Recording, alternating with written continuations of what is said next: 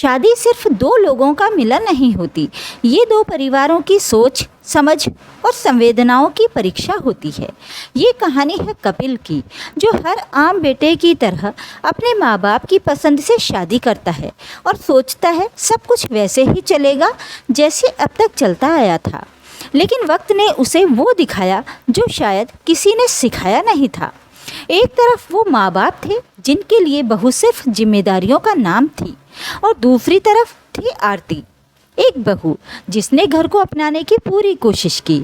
जब माँ की तबीयत खराब हुई तो पापा ने उनका हाथ थामा, रसोई में साथ दिया। सबने कहा देखो कितना प्यार करते हैं। लेकिन जब वही कपिल अपने बीमार पत्नी की मदद को आगे बढ़ा तो कहा गया बेटे ने बहू को सिर पर चढ़ा लिया है। सवाल सिर्फ काम का नहीं था, सवाल था सोच का।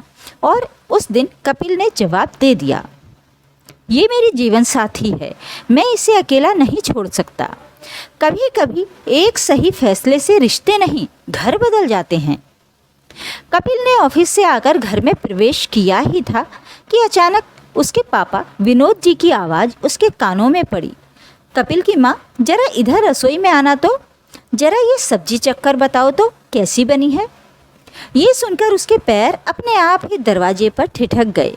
तभी मम्मी पुष्पा जी की भी आवाज़ आई, अरे कैसे क्या बनी होगी, हमेशा की तरह लाजवाब ही होगी, सब्जी बनाना तो कोई तुमसे सीखे। मम्मी की आवाज़ सुनकर उसके पैर अपने आप ही रसोई की तरफ चल दिए। जाकर देखा तो मम्मी पापा दोनों ने मिलकर रसोई की कमान संभाल रखी थी। ये देखकर कपिल ने कहा, पापा आप रसोई में? सुनकर पापा ने कहा, हाँ, तेरी मम्मी का सुबह से सिर दर्द हो रहा था तो सोचा कि इसकी मदद ही करा दूं, काम जल्दी हो जाएगा। आखिर मेरी जीवन साथी है, उसे अकेला कैसे छोड़ दूं। बस बेटा तू बैठ बाहर, अभी खाना तैयार हो जाएगा, फिर तीनों मिलकर साथ ही खाना खा लेंगे, मम्मी ने कहा। सुनकर कपिल वापस बाहर आ गया और अपने कमरे में जाकर चेंज करने लगा।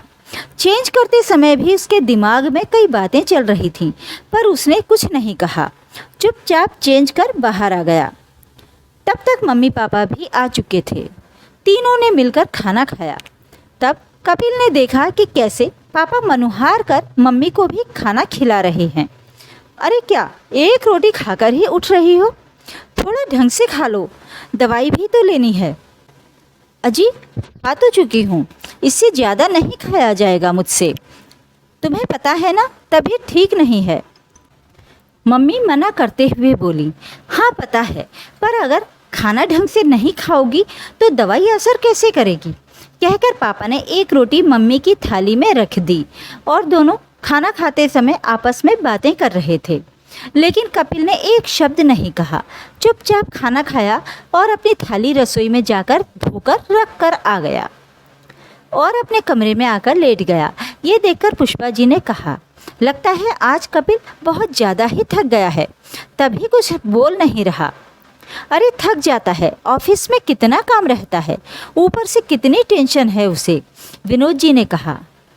पता नहीं किस मनहूस घड़ी में मैंने अपने कपिल की शादी करवाई थी, जो ऐसी बहू मिली, सारे घर का सुख चैन छीन कर बैठ गई। पुष्पा जी अपनी बहू आरती के बारे में बातें करते हुए बोली, अरे छोड़ो, कहाँ नाम ले लिया तुमने उसका, अभी फिर तबीयत बिगड़ जाएगी तुम्हारी। चलो तुम तो दवाई लेकर आराम करो। अरे कहाँ आराम है मेरी किस्मत में, सोचा था बहू आएगी तो पूरा घर संभाल लेगी, लेकिन अब तो अपना काम खुद ही करना है। पहले बर्तन धोकर रख आऊँ, फिर दवाई लेकर आराम करूँगी। कहते हुए पुष्पा जी उठकर रसोई की तरफ जाने लगी तो विनोद जी उनके साथ साथ रसोई में सामान रखने आ गए। अच्छा ठीक है, तुम बर्तन धो लो, तब तक मैं रसोई की सफाई कर देता हूँ। आखिर दोनों पति पत्नी ने मिलकर रसोई का काम निपटाया और अपने कमरे में आराम करने आ गए। इधर कपिल बिस्तर पर लेटा जरूर था, पर उसे नींद नहीं आ रही थी। कपिल को उन दोनों की आवाज़ें आ रही थीं, कैसे मम्मी पापा मिलजुल कर काम कर रहे थे। ये सुन और देखकर कपिल के मन में कई सवाल चलने लगे। पापा के कहे हुए शब्द उसके दिमाग में अभी भी घूम रहे थे। आखिर मेरी जीवन साथी है, उसे अकेला कैसे छोड़ दूं?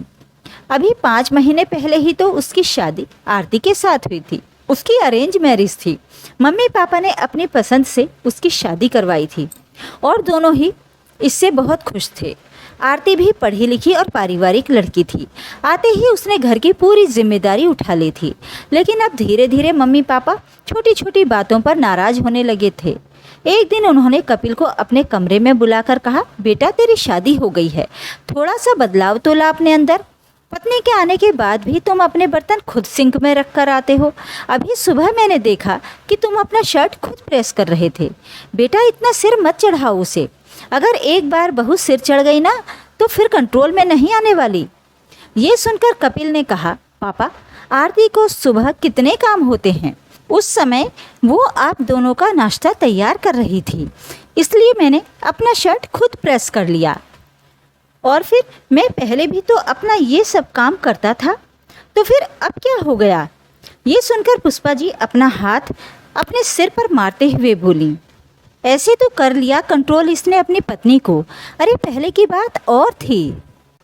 पहले तेरी पत्नी इस घर में नहीं थी, लेकिन अब तो वो आ चुकी है, तो अब उसके काम उसको ही करने चाहिए।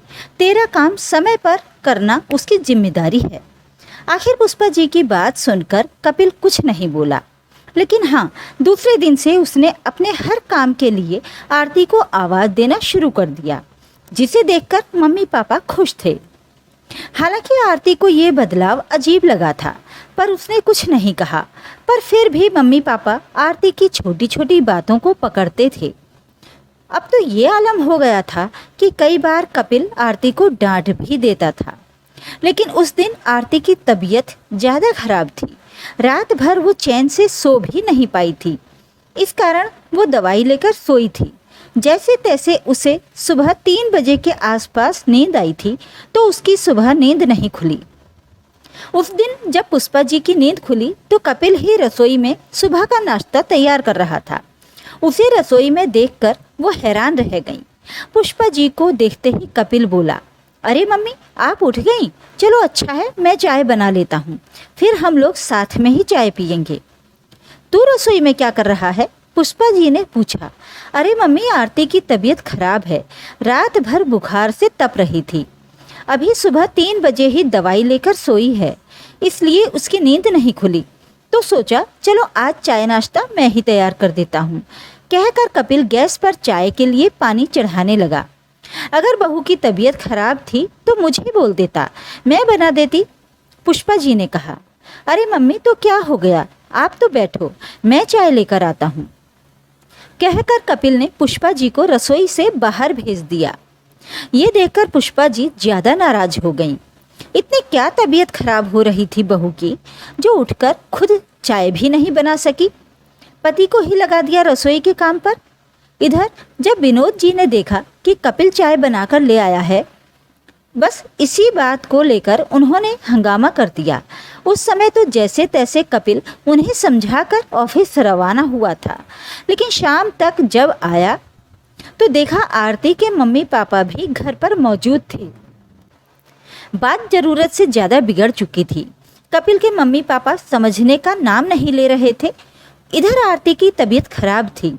ये देखकर उसके मम्मी पापा उसे अपने साथ ही ले गए, लेकिन अब मम्मी पापा उसे लाने के पक्ष में नहीं थे। उनका कहना था कि बहू के माता पिता उसे समझाने की जगह उसे अपने साथ लेकर चले गए, तो जिस तरह लेकर गए थे उसी तरह खुद ही छोड़कर जाएं। बस बात इसी तरह बिगड़ती जा रही थी। बाहर गिलास गिरने की आवाज़ से कपिल की तंद्रा टूटी। उसने उठकर देखा तो पापा पानी का गिलास लेकर जा रहे थे। कपिल को देखते ही बोले, अरे बेटा कुछ नहीं हुआ, वो तेरी मम्मी को दवाई देने के लिए पानी का गिलास लेकर जा रहा था, अंधेरा था इसलिए टकरा गया। कोई बात नहीं, मैं ये उठा लूँगा, तू जा आराम कर। सुनकर कपिल कमरे में आ गया। दूसरे दिन वो ऑफिस से काफ़ी देर बाद घर आया, लेकिन जब घर आया तो आरती उसके साथ थी। ये देखकर मम्मी पापा दोनों गुस्सा हो गए। कुछ कहने ही वाले थे कि इतने में कपिल बोला, पापा ये मेरी जीवन साथी है, मैं इसे अकेला कैसे छोड़ दूं? कल जब मम्मी की तबीयत खराब थी तो पानी का गिलास तक आप पकड़ा रहे थे, खाना बनाने में मदद आप करवा रहे थे, और जब मेरी पत्नी की तबीयत खराब हुई तो मैं उसकी मदद नहीं कर सकता। भला ये दोगला व्यवहार क्यों? कपिल के सवाल से दोनों चुप हो गए। हालांकि कपिल उन दोनों की मर्जी के खिलाफ आरती को लेकर आया था, इसलिए दोनों नाराज थे। पर कपिल ने सब कुछ समय पर डाल दिया, ये सोचकर कि समय के साथ सब कुछ ठीक हो जाएगा। उसने छोटी मोटी बातों को इग्नोर करना शुरू कर दिया। जब कपिल ने ही कोई प्रतिक्रिया नहीं दी तो अपने आप ही मम्मी पापा भी चुप हो गए। रिश्तों में बराबरी का मतलब ये नहीं कि कौन कितना काम करता है, बल्कि ये है कि कौन किसका कितना साथ निभाता है। उस दिन कपिल ने अपनी जीवन साथी का साथ निभाया और शायद मम्मी पापा ने भी पहली बार ये समझा कि बहू घर में नहीं आती, बल्कि वो खुद घर बन जाती है।